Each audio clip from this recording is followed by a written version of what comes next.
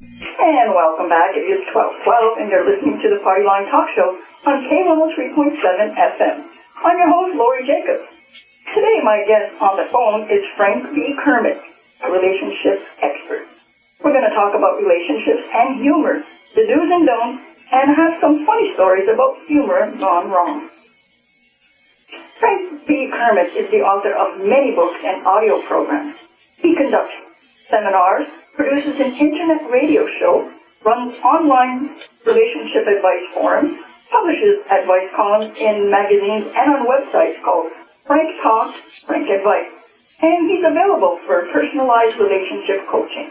He can be reached at www.franktalk.com, or you can email him at frank@franktalk.com.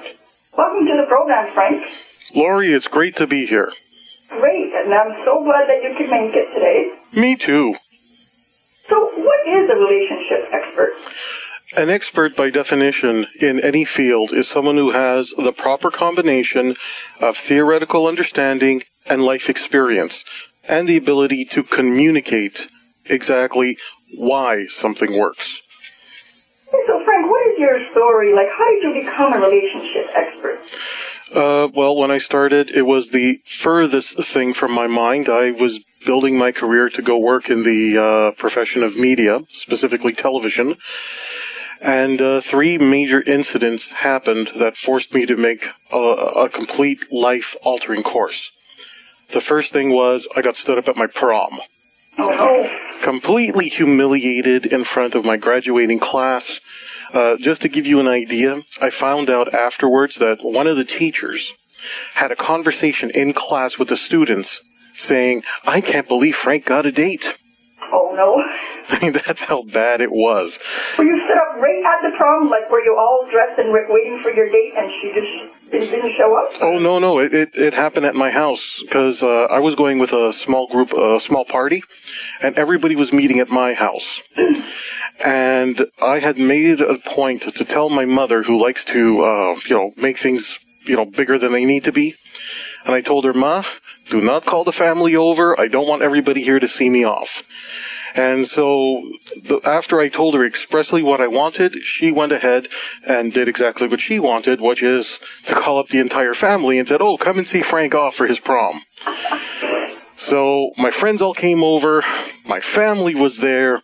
All we were doing is waiting for that one last person in our little prom party, and that was my date.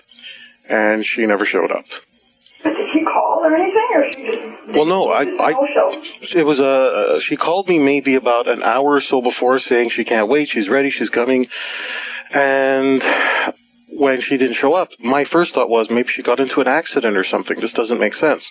I tried calling her place a number of times, and her mother actually told me off for calling. So, to this day, I still don't know what happened.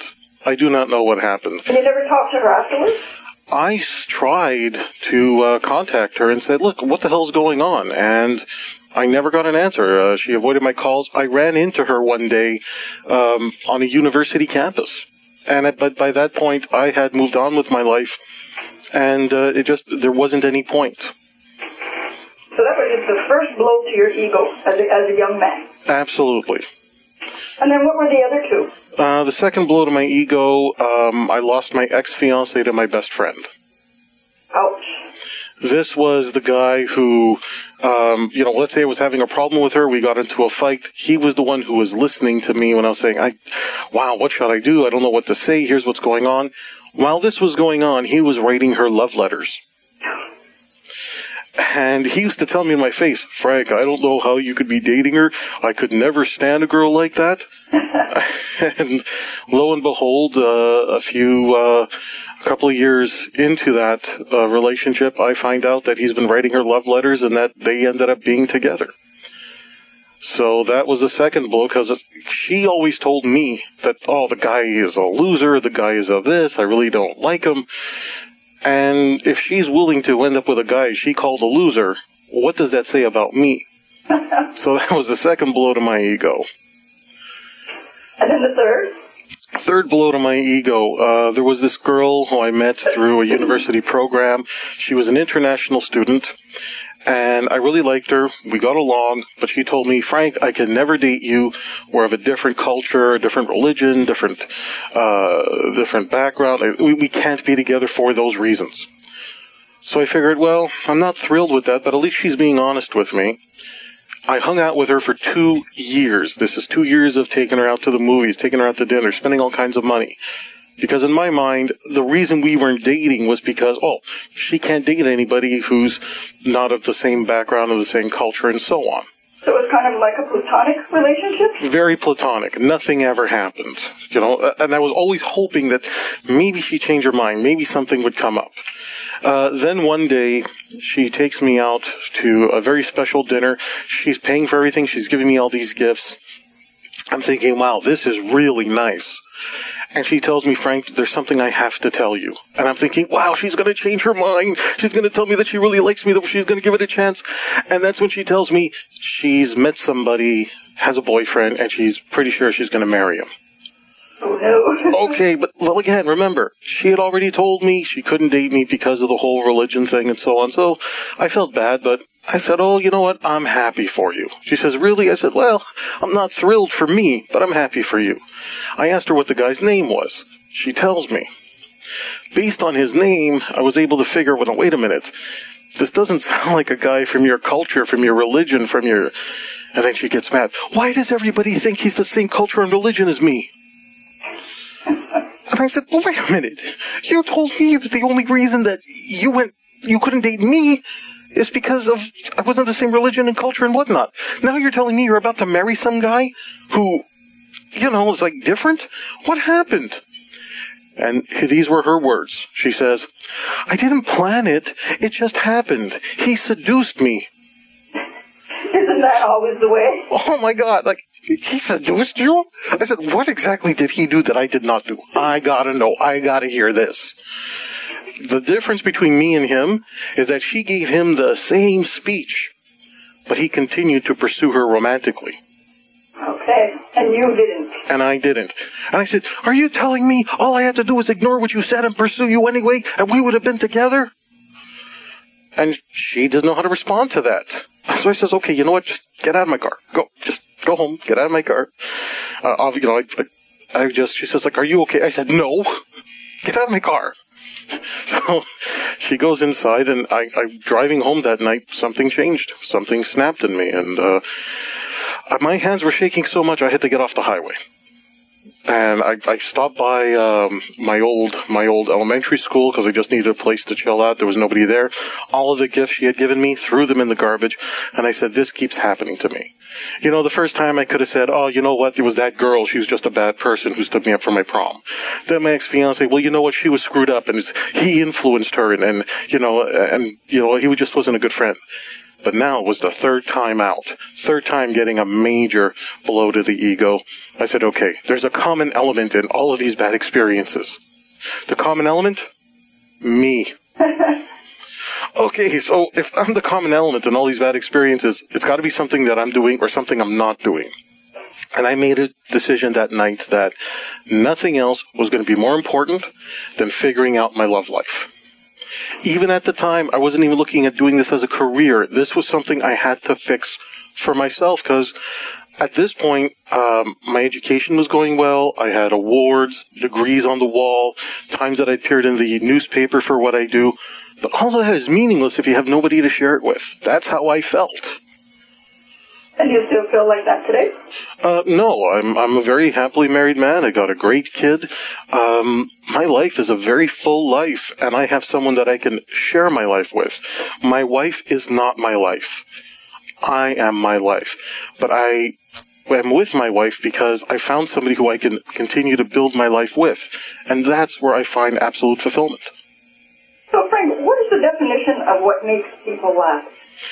Makes people laugh? Well, there's the academic definition, and then there's the definition most people go by. Under the definition most people go by, it's whatever you find funny is what's going to make you laugh, and people have different senses of humor. What makes one person laugh is going to be different from what makes another person laugh. So how and why is humor important? Well, humor is important of a number of different reasons. First and foremost, humor is a great coping mechanism. Okay? You take anybody who is struggling with life for whatever reason.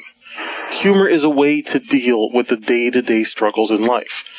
On the plus side, it gives your brain a break. It maybe gives you a different perspective to look at something. Finding a little bit of humor even in a bad situation can make you laugh about it. It helps you cope. It helps you deal. Taken to a negative extreme, humor can become a form of escapism. So humor unto itself isn't good, isn't bad. It's the way that humor is used. So what makes humor destructive?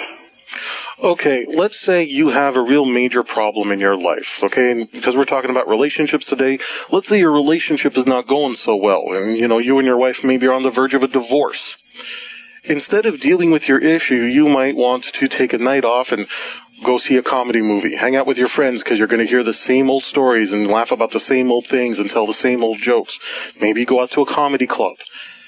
Now, doing that as a break is a good thing because it allows you to come back to the situation fresh. But when you're constantly seeking escapism through humor, you're not ever dealing with the actual problem. The problem itself gets worse. It festers. It becomes destructive. So if we're dealing with a relationship, rather than sit down and talk to your partner and say, okay, look, we've both taken a break from each other now. We have to sit down and talk about this and work through this. The person who is addicted to humor is going to keep trying to make jokes, keep trying to find humor in it, keep trying to laugh, and not give enough time to deal with the problem seriously. If you're just joining us, this is Lori Jacobs, and you're listening to the Partyline Talk Show on K103.7 FM. Joining me today on the phone is relationship expert Frank Kermit. It's April Fool's Day, and we're taking a lighthearted look at using humor, both good and bad, in relationships. We'll return to our conversation right after this short commercial break. Frank Talks is sponsored in part by Everything Out of Her Mouth is a Test, a man's guide to the emotional needs of women. What would your life be like if you knew exactly what to say and do with women?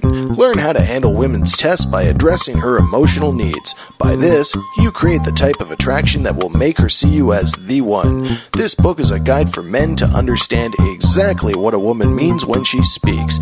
Is that worth changing your life forever? Buy this book at franktalks.com now.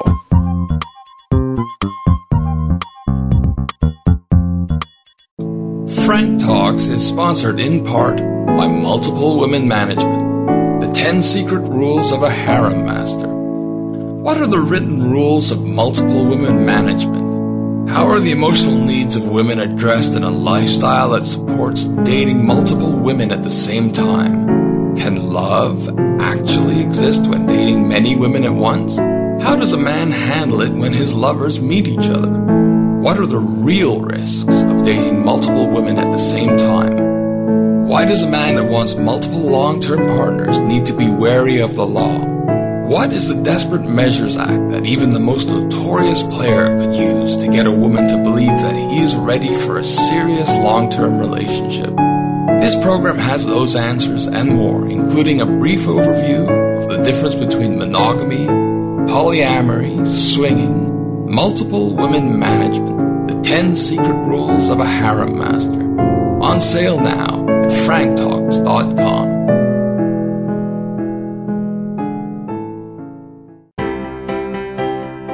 From Loser to Seducer is the story of Frank B. Kermit. This book marks the triumph of a nice guy over most of his inner demons. This includes going from being a loser to managing 5 lovers at the same time, his first Valentine's date with 2 women at the same time, and getting back the one that got away. Want to learn how you can change your life? Buy this book at franktalks.com.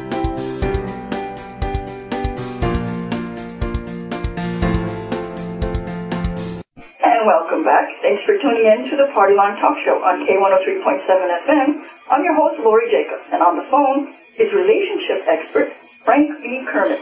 And we're talking about some funny and maybe not so funny, the side of humor in relationships. So Frank, there's many hit TV shows and movies that set bad examples when it comes to humor in relationships. Do you have some examples, and why? Are they not really good examples of humor? Absolutely. One of my all-time favorite TV shows is The Drew Carey Show. I love the humor in there, the characters constantly getting into crazy situations. Unfortunately, though, when it comes to the type of humor that they exhibit, especially when they're playing jokes on one another, on television, it's fine. It's great. It's a fantasy land. In real life, if any of your friends played those jokes on you, you wouldn't stay friends. That's true. Okay, Drew Carey, the character's friends on the show, cost him so many opportunities in his job, in opportunities for him to grow, in opportunities for him to raise his status. They're the reason that he stayed where he was. In real life, if your friends interfere with your life that much, they wouldn't stay your friends. The adults who can watch a show like Drew Carey can put it into context. They understand that's why it's funny. Because in real life, you'd probably punch out one of your friends if they tried to do that stuff to you. The children watching shows like Drew Carey will understand, oh, this is how I'm supposed to treat my friends. In real life, there's 3 rules to having humor with your partner in any relationship, whether it be a friendship or a romantic relationship. And those 3 rules are, number 1, you never make a joke with your partner that is going to hurt your partner's reputation. Reputation is one of the most important things we have. It is our greatest asset. A reputation can make you or break you. You never make a joke with your partner or at your partner's expense that's going to hurt their reputation. An example of this, I knew of a couple where she really liked his sense of humor when they were in private. However, she didn't want it known publicly that a lot of the things that he says and that he does, which were somewhat childish and vulgar, she didn't want people to know that she found it funny. What did her partner do? He sometimes would get into character, or he would make those jokes with her in front of other people. And she would laugh and then get angry at him for making her laugh in front of these other people. He could not understand why. And the reason was because she had a reputation to maintain and protect within that social circle. She didn't want to be thought of as someone who finds a particular vulgar comment funny. Because her husband at the time didn't think to say, this is something that's reserved just for us, he made a joke in public, she laughed at it, and then became self-conscious of it. So that's an example. The next rule about making jokes with your friends and your lovers, you never do anything that's going to interfere with their ability to make a living. So what is an example of that? Okay, let's say your friend is starting up a business. All right, and they're in business for whatever something.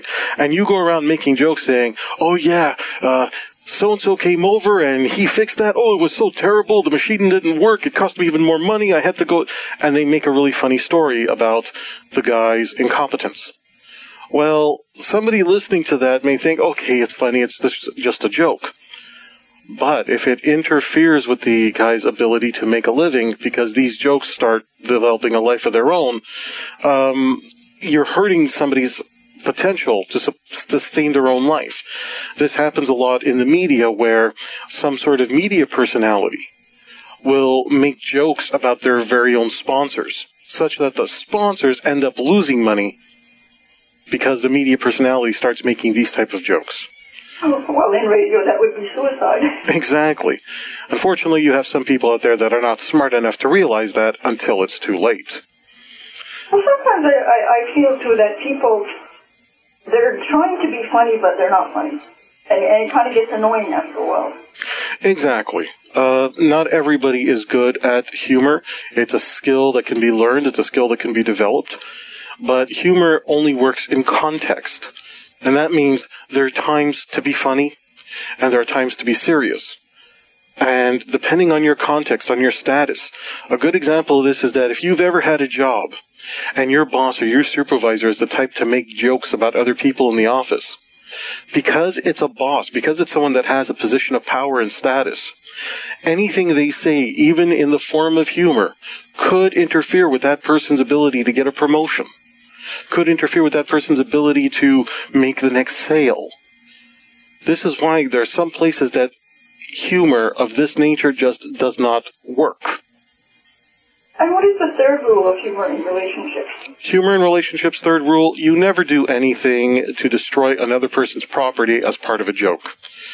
An example of this is somebody is baking a cake, and as a joke, you're going to put in an ingredient into the cake to spoil the cake. Well, okay, it's funny, it's a joke, somebody bites into it, and they look silly for having served it and whatnot. Yeah, it's really funny, it's really great. That cake is a form of property, and when you ruin somebody's property, the joke is on you, because that means that person can't trust you anymore. If you're willing to destroy a person's property, whether it's a cake that is replaceable for $20 or $30, or whether it's the person's vehicle, you don't mess with a person's property. The fact that you would even think of doing that is the real threat. And that's what you become when you don't know how to use humor properly. You become a threat. On television, you can continue having a TV show for years. In real life, you're going to lose a lot of friends. Why? Because that's creepy. It's creepy. Another hit TV show was Roseanne. Can you talk about Roseanne and her particular humor? Okay, and a TV show like Roseanne, which I have to say I also watched as well. As a kid, I would love the snarky comments back and forth. Darlene was one of my most favorite characters because she just knew what to say, to be insulting, to be mean, and as a kid you feel, oh yeah, that was good, oh yeah, she really got her. And you have the couple that are constantly, being snarky back and forth. Once again, on television, that's great. In real life, when the couple is happy and when you're both doing well, snarky insults back and forth can be fun temporarily. But on a constant basis, especially when you're having a bad day, maybe it's just one of those days where everything is going wrong, the last thing you need to hear is your partner making a snarky comment or insult about you in that moment.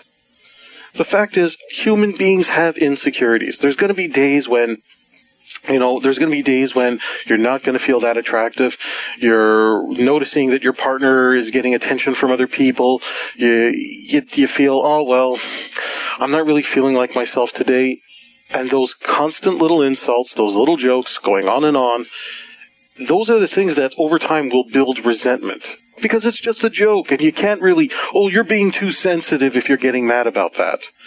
Well, no, there are certain boundaries. You don't emulate TV in your real life relationships.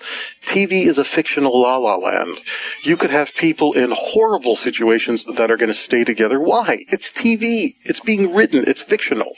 In real life, if you're constantly being insulted, even as a joke, that is going to affect you on some level.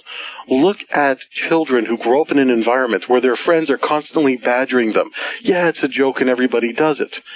They end up developing self-esteem issues. Why? Because the things that are constantly said as a joke, the subconscious doesn't see it as a joke. The subconscious says, oh, well, if all my friends are telling me this, they start to adopt those same behaviors. If all of your friends growing up are calling you, yeah, you're the dumb one of the group, you take on that identity and you become the dumb one, even if you're the most intelligent one of the group.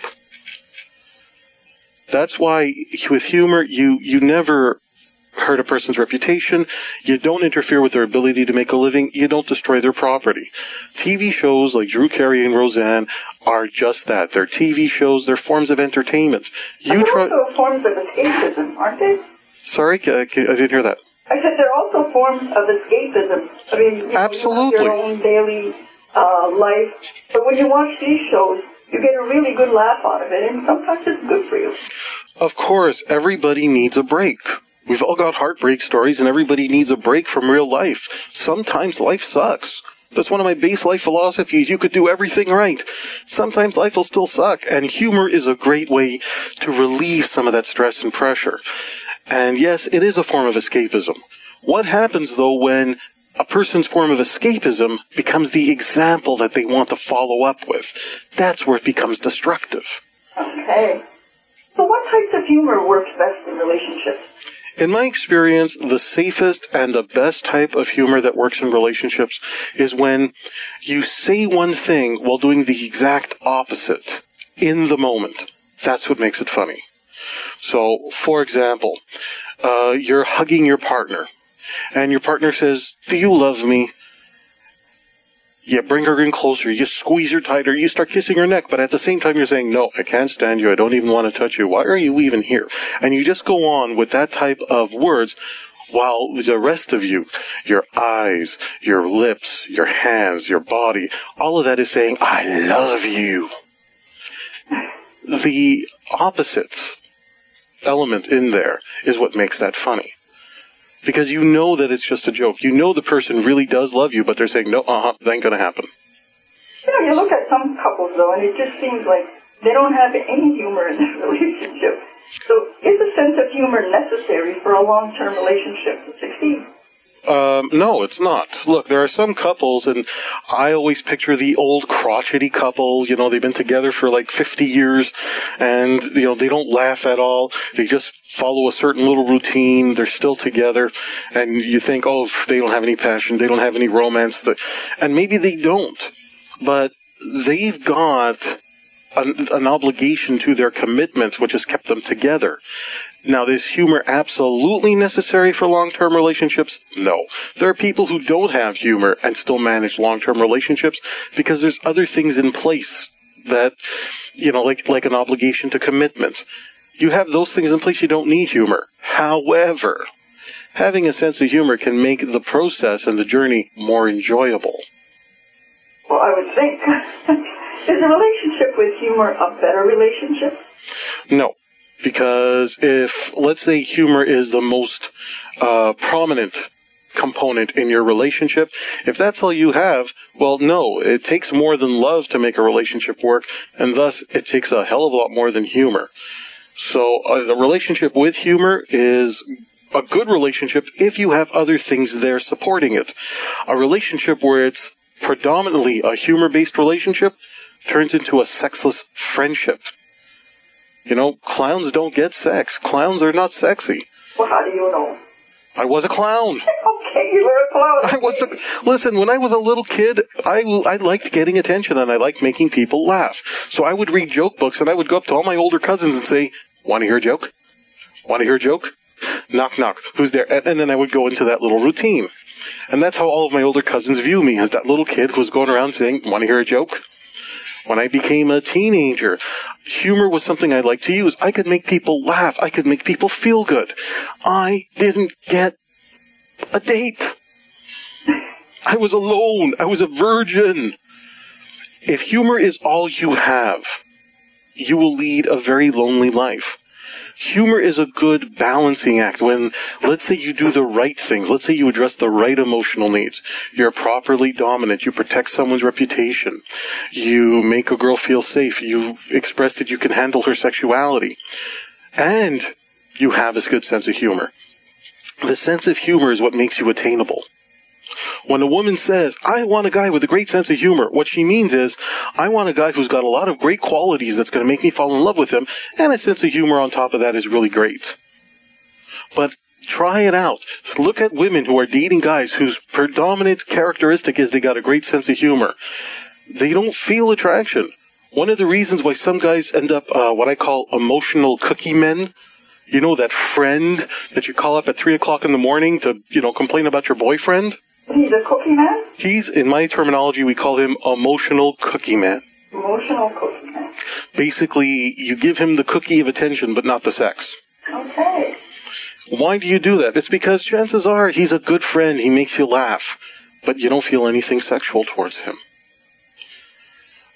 Humor alone is not enough to make a relationship work. Humor on top of other things will help make a relationship smoother. Can someone learn to develop to have a sense of humor? And if so, how? Okay, well, the first thing you got to figure out is what makes you laugh. The second thing you have to figure out is what type of woman do you like and what makes that type of woman laugh. Once you figured out those two things, you start to emulate the type of people that make those type of humorous jokes. And it takes practice. It's going to take practice specifically on the timing. Because it's one thing if you just recite a joke. It's another thing to say it in a way that's going to convey humor. An example of this, There was a guy who I went to college with, and he used to love to imitate movie characters. His favorite one was Arnold Schwarzenegger playing the Terminator, saying, "I'll be back." I'll be back. The problem is that he had no tonality in his voice. He had no range in his voice. So he would say, "Hey, Frank, watch this. I'm going to imitate Arnold Schwarzenegger. I'll be back." So people were laughing, but they weren't laughing with him. They were laughing at him. Now, notice what you did in this conversation. You actually said it the way Arnold would say it. You emulated his tonality. You said, "I'll be back." Mm-hmm. So you have this guy who, let's say for Halloween, will come to college and school. He'll have the leather jacket and the glasses, and he'll go around saying, "I'll be back. I'll be back." And he's always monotone, always talking the same way, no matter what he's talking about. People end up laughing at him, not with him. So yeah, he's got a sort of a sense of humor, but that's not going to turn on a woman. We're going to take one last break and return to hear more from my guest, Frank V. Kermit. In honor of April Fool's Day, we're talking about the pros and cons of using humor in your relationship. There's a lot more to come, so please don't go away. Frank Talks is sponsored in part by Everything Out of Her Mouth is a Test, a man's guide to the emotional needs of women. Ladies, do you want the man in your life to understand you on your level? Do you want your man to be able to listen to and address all of your emotional needs? Show him how much you really want your relationship to be the best it can be. Everything Out of Her Mouth is a Test makes a perfect gift.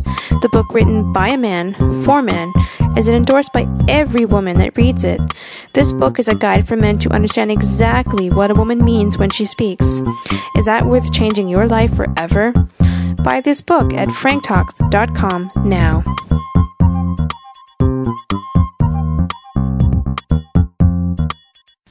Frank Talks is sponsored in part by the program From Friends to Lovers. Stop being her emotional cookie man. How does a man turn his female friend into his lover even when she has rejected him in the past?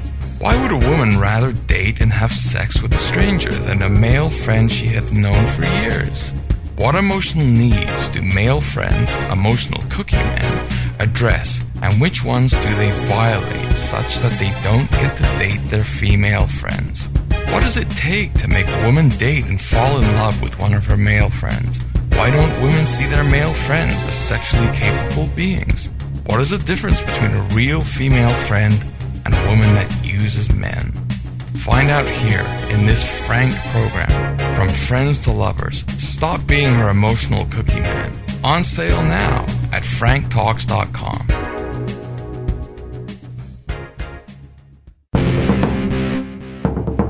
Frank Talks is sponsored in part by the book I'm a Man, That's My Job, The Philosophy of a Seducer. Your inner game is as unique and personal as your signature or your fingerprints. This book provides you with the means to create your own seduction persona. By this, learn what it means to be a man and attract the women you want. Learn about how men and women think differently and how to take the lead in a relationship.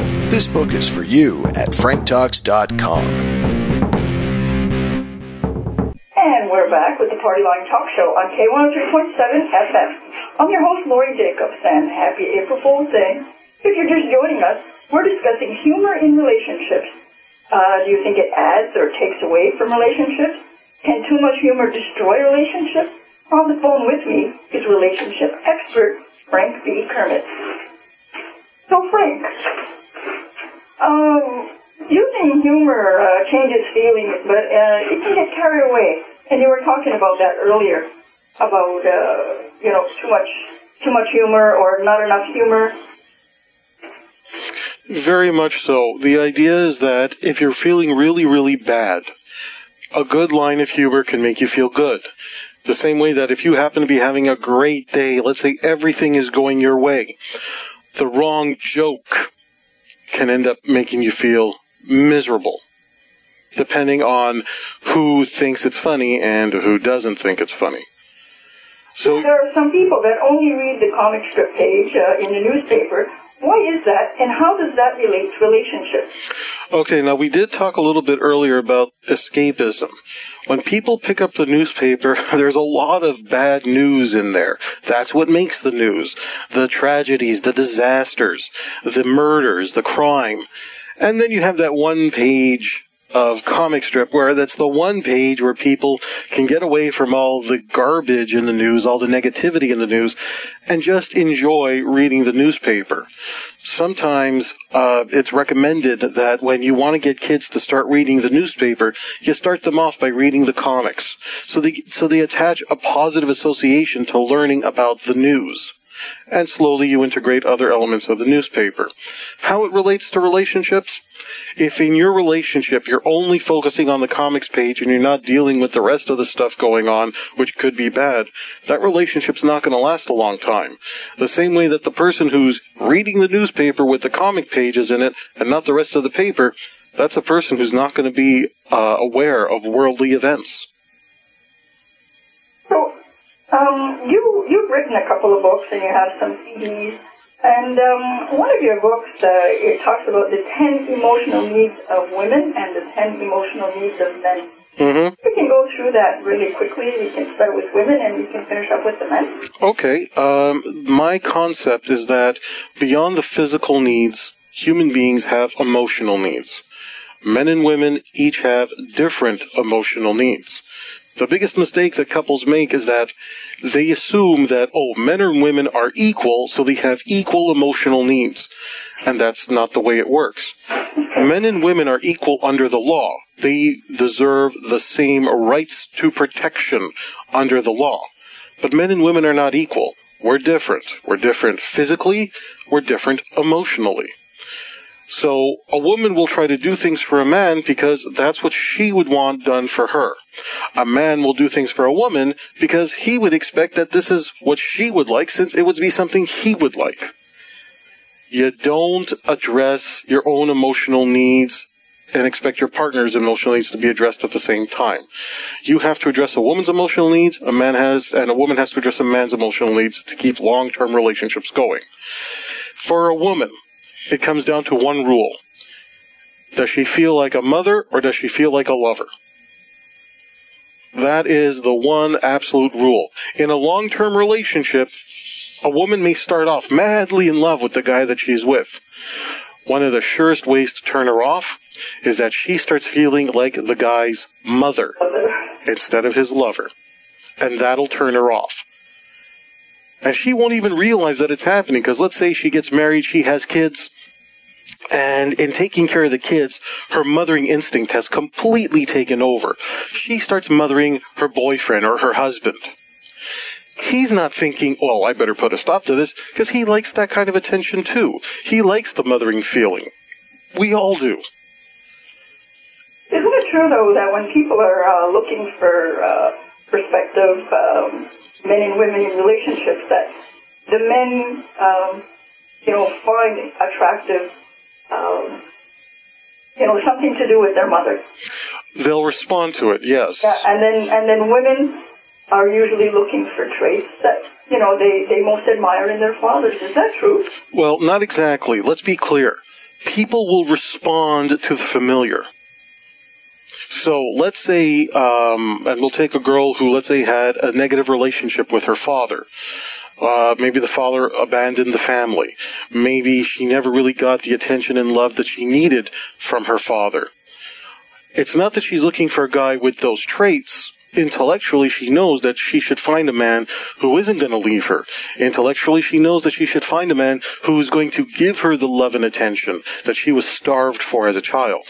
However, emotionally, she will respond to the type of man who emulates the traits of her father, because as a child, she defined love based on those traits. It's not what a person wants, it's what a person responds to. Okay.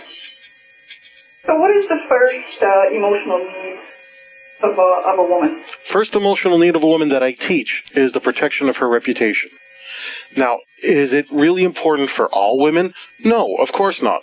There are some women out there that don't care about their reputations. There are some women out there who, the more you talk about them negatively, the more they like the attention. However, when I'm teaching emotional needs, I'm sometimes dealing with the most ill-calibrated, creepy guys who couldn't get a date to save their lives. And one of the things that I try to teach them is Emotional need number 1, protect her reputation. Don't say things that are going to embarrass her. And for these guys, it's this revelation like, oh, so that's what I'm doing wrong. I always teach protection of the reputation as the number 1 emotional need, because sometimes you're dealing with a basically good person who's socially inept. And what makes them socially inept? They do things that embarrass themselves and other people. Once they know to protect a person's reputation, sometimes it's all they need and they become more attractive. And what is the second? Second emotional need of women. She needs an emotional range. She wants to feel. This is where men and women are very different. Guys don't want the emotional range. We want things a little bit more stable, a little bit more quiet. We like things boring, because it's less for us to have to manage and deal with. However, women love that sense of emotion, that feeling of passion, and the feeling of all these different emotions going on, because it helps make them feel alive. And is it because a guy just doesn't understand that? We have a different wiring. It's, to put it mildly, women's emotional makeup is a lot more sophisticated than men. Amen. Okay, and guys, when a guy takes on the emotional reins, when he becomes dramatic, when he gets addicted to that drama, for a guy he becomes self-destructive. He'll do things to screw up his own life. When a woman takes on those type of addictions to drama, it can also be destructive, but it would take massive amounts of drama for that to happen. She can manage the drama. If anything, she needs the drama. The guys don't need to take out a girl and be romantic with her and so on and so forth. He does that for her. Why? She needs the different emotions. She needs the range, because it allows her to feel alive. It allows her to feel present and in the moment. For a guy, for men, for us to be present in the moment, we need our quiet time. Because we're trying to manage, we're trying to make sense of the world. In our minds, we're the fixers, we're the problem solvers. We're always looking at, do I have to deal with this? Yes, okay, I'm going to deal with this now, I'm going to solve it now. And we are very systematic about it. What about catering to the little girl in her? Oh, catering to the little girl, one of my absolute favorites. It's my belief, right or wrong, that women have this pressure put on them to be perfect. And this starts from the time they're little girls. It's all about being the perfect little princess. And that burden stays with them for the rest of their lives. Sometimes a woman just wants to be treated like a little girl. All she wants, she's had a bad day, and if her boyfriend or husband comes home and says, you know what, honey, you've had a bad day, let me take you out for some ice cream. And it's the simplest little thing. It's the simplest little thought. I'm going to take you out for ice cream. And make her feel like a little girl. You take her by the hand and you go buy her a little sundae. And maybe you even feed her. It relieves her of the burden and the responsibility of always having to be perfect. This actually works when you're angry with a woman.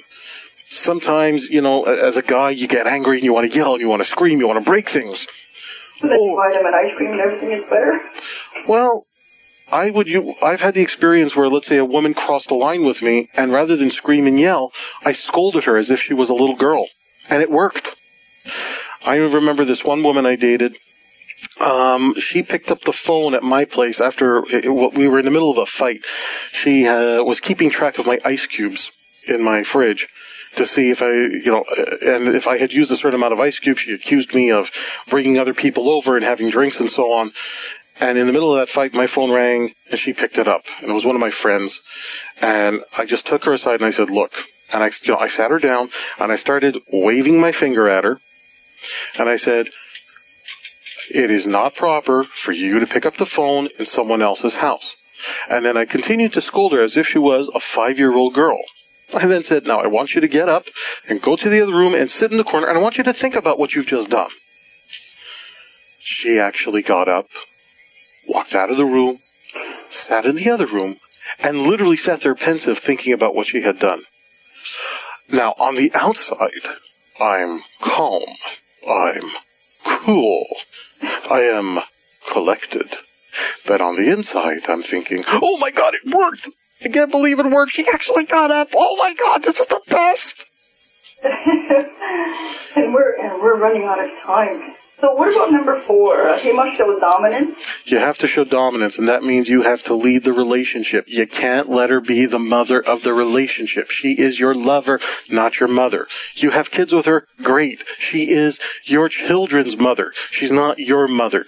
You gotta do things for yourself. The minute she starts feeling that she's doing things for you that you should be doing yourself, she starts feeling like your mother. The resentment builds up, and the attraction is lost. Number 5 is fear of abandonment. Number 6 is trust him to be honest, even if it makes her mad. Number 7 is her physical protection and safety. Number 8 is can he handle her sexuality, whatever it may be. Number 9, does he have sought-after high-quality sperm?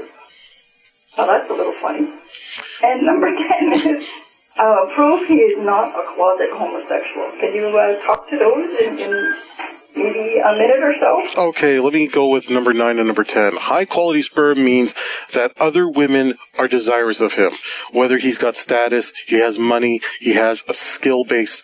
There's something about him there that other women find attractive. Because if other women find attractive, it reinforces the attractive feelings that she will have for him. When no other woman wants him, it turns off women from the guy. And prove you're not a closet homosexual. I've had so many women tell me stories about how they dated a guy and he turned out to be gay, or they dated a guy who was a metrosexual or very effeminate, that it turned them off because it made them wonder, would this guy rather be with another guy than me? And it's a turn-off for women. Women want to be with men who are men. They don't want to be with a guy who would rather be with another guy. And their biggest fear is that they're going to commit their lives, their resources, their bodies. They're having children with a guy who one day decides, you know what, I'm really into guys. Take care, I'm gone. So thanks, Frank, for sharing your expertise in relationships. You can contact Frank by email at frank@franktalks.com or on the web at www.franktalks.com. Thanks again, Frank. Perhaps we can do this again in the future. Absolutely. Okay, thanks a lot. Take care. And thanks for staying with us at K103.7 FM for the Partyline Talk Show. Frank Talks is sponsored in part by Everything Out of Her Mouth is a Test, a man's guide to the emotional needs of women. What would your life be like if you knew exactly what to say and do with women? Learn how to handle women's tests by addressing her emotional needs. By this, you create the type of attraction that will make her see you as the one. This book is a guide for men to understand exactly what a woman means when she speaks. Is that worth changing your life forever? Buy this book at franktalks.com now.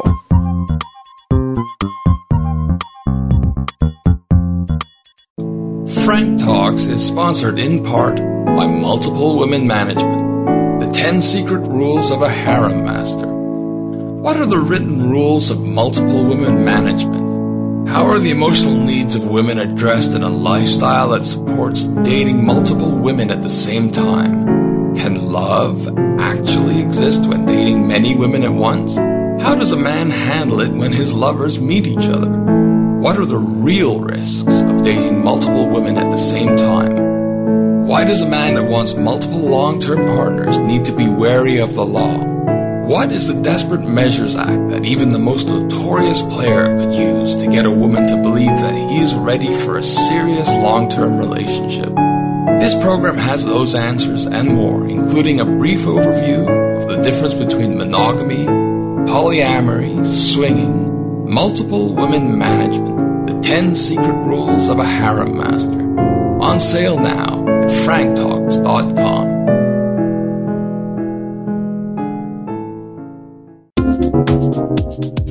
Frank Talks is sponsored in part by Pimping Your Pad Seminars. Decorating your bachelor apartment, your home, and the way you live is an extension of your sexuality. Frank will show you, with pictures of his own home, what women look for that identifies you as a potential partner. Frank looks at everything from theme rooms to furniture placement and space management to pets to the organization of your bathroom to get women to want to spend the night. The Pimping Your Pad Seminars and telephone consultations, only available at franktalks.com.